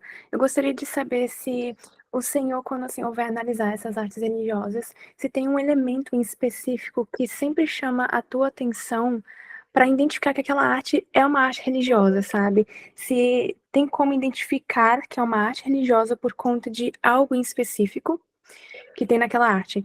Vamos dizer, desculpe, na segunda, vou anotar aqui para não esquecer. Ok. Pode falar. A segunda é na questão se, como teve um certo contato viking ali, né, dos povos nórdicos, durante os saques e tudo mais, principalmente ali na Roma, na Itália, o senhor saberia me dizer se em algumas igrejas, principalmente nas igrejas que foram saqueadas, existe algum resquício de inscrições rúnicas ou algo simbólico que marque ali realmente uma conexão viking, sabe? Com as igrejas e com algumas artes. Certo. Aí, agora, respondendo à sua primeira pergunta, algo religioso, dependendo o que você está observando. Porque se você observa procurando algo da religião cristã, óbvio, os elementos são inúmeros, mas quando você analisa, que começa a ter consegue ver coisas de uma forma mais assim, com um pouco de bagagem, você consegue é bem mais fácil encontrar o aspecto religioso. Óbvio, se você entra na igreja, é óbvio que na igreja tem representações da cristianidade, não tem como representar outra coisa. Existe também nas igrejas representações de aspectos cívicos, porque as igrejas, dependendo dos lugares, nem sempre foram edificadas diretamente pelo poder cristão, mas como veremos mais para frente, quando a gente vai falar das igrejas das Suécias, eles são igrejas que são construídas também pelos senhores dos lugares que queriam ter a igreja porque era um sinal como eu posso dizer, de uma cultura superior, de algo, de pertencimento a algo, de ter esse tipo de religião própria. Ela era enaltecer os aspectos dessa família. E também se encontra representações que não são parte da religiosidade, mas tem sempre uma relação com a religiosidade. Isso é, dependendo da religião que você vai enfrentar, você encontra aspectos, objetos se percebe porque fazem parte ou do culto, ou do rito, entendeu? Ou das estéticas, do aspecto arquitetônico do lugar. O segundo ponto que você me perguntou se tem aspecto de viking, rune ou coisa. Olha, na Itália, eu até escrevi no início da minha percorso acadêmico, foi publicado em um livro do professor Lang, não me lembro se é um dicionário de história da religião viking, alguma coisa. Eu fiz um pequeno verbete falando dos vikings na Itália. Na realidade, os vikings na Itália, eles não chegaram em Roma. Eles chegaram em uma cidade da Toscana que se chama Luni, que saquearam essa cidade pensando que fosse Roma. Até porque essa cidade era uma cidade bem, naquela época, atuante, viva ainda. Enquanto Roma, naquela época, no século IX, era uma cidade muito abalada. Ela tinha passado por inúmeras invasões. Era uma cidade bem, quase, tinha perdido quase 2/3 dos habitantes. A pessoa era para o campo, não tinha mais uma cidade como quando tinha o Império Romano. Tem que também pensar nisso. Não, a gente não pode pensar em Roma, como era e sempre foi. Roma passou por situações que quase se tornou uma cidade fantasma a certo ponto, porque não era continuamente invadida, e ao longo do caminho se desenvolveu muito uma vivência mais no campo, se deixou a cidade, não tinha como viver na cidade, eram várias coisas. Mas runas ou aspectos desse tipo, que eu saiba, não tem. Tem as escrituras etruscas, que se diz que são uma base das runas, mas runas propriamente ditas, deixadas pelos saqueadores vikings, não tem. Não tem runas também, por exemplo, na Sicília, que foi, como posso dizer, a um certo ponto passou sob o domínio dos normandos, que é um povo de origem nórdica também, mas já o sistema da escritura rúnica não tem. Até que eu não sou um especialista nesse aspecto, mas por aquilo que eu sei, não tem essa representatividade de imagética de runa nesses lugares. Tá certo? A outra pergunta que me perdi agora, que levantou a mão, era a Rosiane, estou correta? Isso. Boa noite, Boa noite. professor. Primeiro, eu quero te dar os parabéns pela excelente aula, muitas informações interessantíssimas. Quero te agradecer muito mesmo, minha cabeça está aqui pululando de ideias. Mas eu vou me reservar uma pergunta só, a gente vai ter muitos outros encontros, enfim. Em relação à cor azul. E não especificamente sobre a cor, enfim, você explicou, né? A Pastoreou também traz em um dos seus livros essa questão do contexto das cores, o uso das cores em determinados períodos históricos, mas me chamou muita atenção na sua apresentação que você trouxe duas representações iconográficas com o azul do mesmo século, né? De duas regiões diferentes. Então, uma foi lá a representação que você disse que é considerada a primeira representação do diabo, né, do uso do azul, e depois uma que é lá em Ravenna, e depois uma outra representação já em outra região, já uma representação grega, que está em Cosenza, né, está lá no museu, representando uma mulher de azul, né? Uma mulher representando uma passagem bíblica, inclusive, né? Na sua descrição está lá. E aí eu queria te perguntar isso. É possível, então, a gente pensar que essa apropriação das cores, esse uso das cores, ela também vai ser muito própria do cristianismo, né? Dos cristianismos que estão ali se estabelecendo, estão ali, com muitas aspas, tá, essa palavra, em funcionamento em cada região, porque a gente sabe que nesse período ainda são cristianismos, né? A gente não pode falar ainda de um cristianismo, uma igreja romana, católica, apostólica, né? Está ali em construção. A gente pode pensar, então, que esse uso também vem muito em conta das regiões onde está sendo usado para ter essas representações, porque uma representação é especificamente de um elemento que tem um olhar negativo, né, sobre a perspectiva religiosa, e outro que tem uma perspectiva positiva ali, né? Pelo menos naquela imagem, era uma mulher que estava ali, embora a gente saiba que a mulher também não tinha ali uma posição lá muito positiva, mas ali naquela passagem parecia ter uma interação positiva. Então, se você já pensou nisso, se é algo que a gente é possível a gente pensar nisso, então, dessas apropriações a partir dessas igrejas, desses cristianismos que estão ali circulando? Com certeza. O Pastoró, ele analisa as cores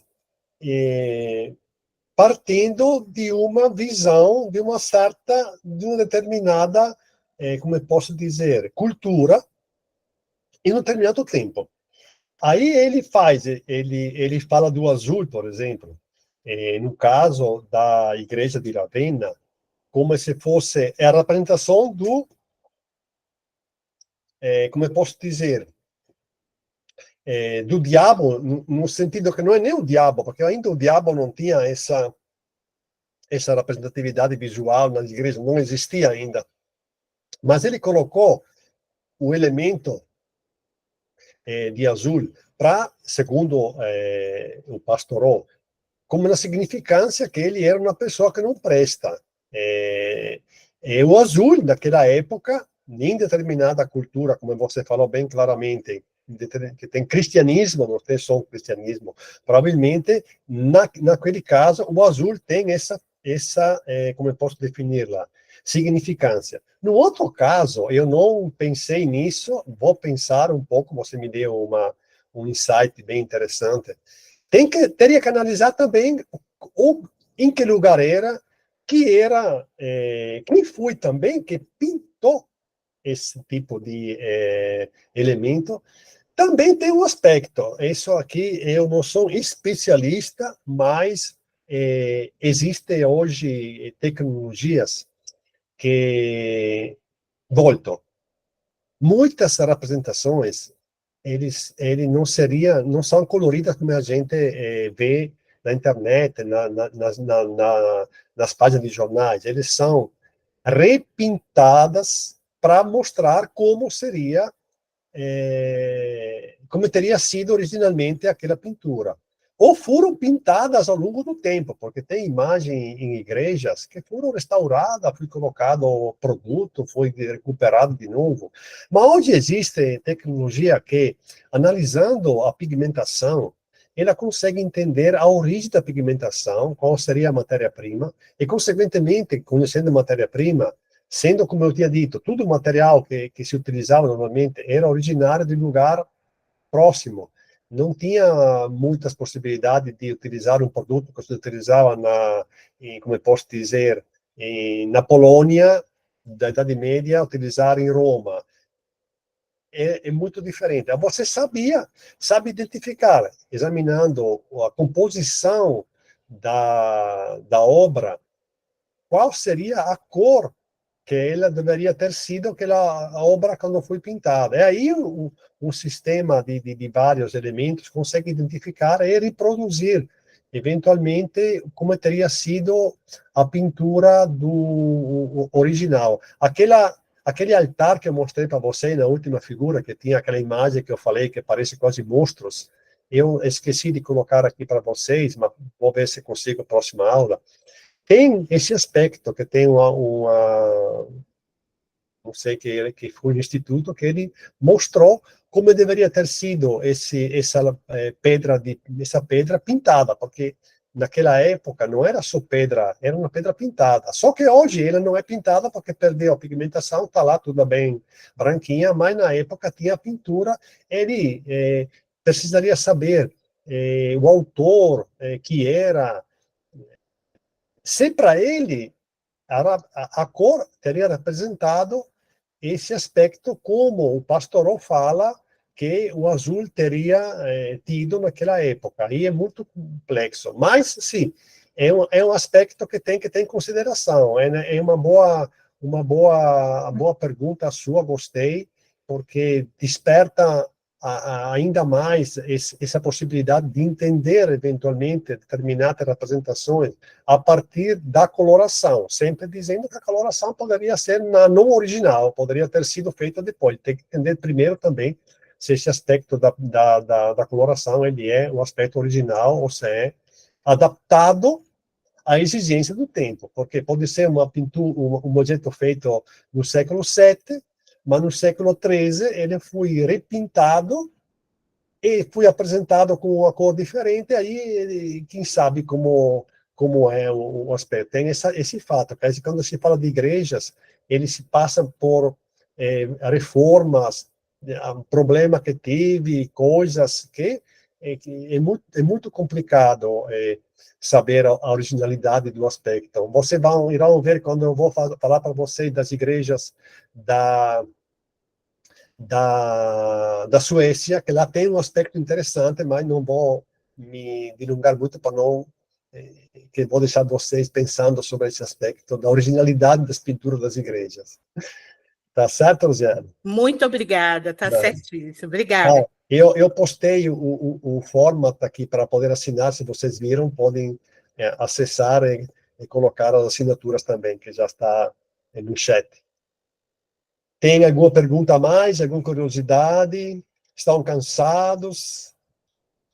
Espero que tenham gostado da aula de hoje à noite.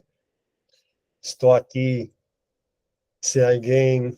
estou vendo aqui que tem uma no chat que eu me perdi, porque não sou muito...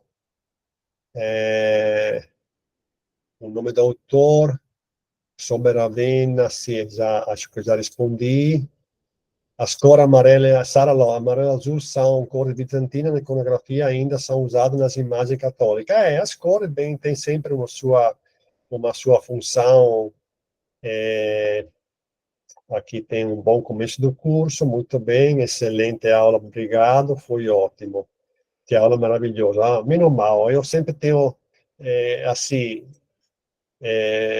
estou aos inícios, fui até quase o professor Johnny que me disse, Lorenzo, por que tu não vai montar um curso que tu tenha a possibilidade de expressar um pouco, como vocês perceberam, eu sou muito conversador, assim, gosto de falar. Eu digo, tudo bem, vou ver se eu consigo, mas a recepção inicialmente foi muito boa com os inscritos, espero que vocês também tenham, como eu posso dizer, recebido algo de positivo dessa aula. E como eu posso dizer, se não tem mais perguntas, eu acho que eu vou fechar aqui a aula de hoje. E se vocês têm alguma pergunta, alguma curiosidade, vocês viram que tem um e-mail lá, podem mandar um e-mail para mim, que quando eu tenho tempo, eu atendo, se você quer saber alguma coisa a mais sobre bibliografia, alguma informação a mais sobre isso, não se preocupe, eu dou para vocês, como eu posso dizer, todas as informações que eu tenho. Eu gosto de passar o conhecimento que eu tenho, eu não sou muito de ficar com tudo comigo, porque se eu aprendi alguma coisa até hoje, porque alguém disponibilizou o conhecimento dele, e isso para mim eu acho que a nossa profissão, no caso, que se torna professor, ou que tem algo de conhecimento, ele, não digo que tem obrigação, mas Eu não quero morrer um dia pensando que eu não consegui contar para alguém aquilo que eu vivenciei, aquilo que eu sei, aquilo que eu estudei. Pode ser uma coisa que não interessa, mas pode ser algo que as pessoas aceitam e gostem de repassar. Acho que o conhecimento ele não tem limite. É importante repassar esses aspectos para todos. Então, vamos fazer assim, eu vou fechar aqui a gravação da aula, e vamos ver como se faz aqui, que não me lembro nem mais como é a gravação. Vou parar a gravação. Então, boa noite para todos, fecho aqui a gravação. Se alguém quer conversar comigo depois disso, estou aqui ainda esperando vocês. Boa noite. Boa noite.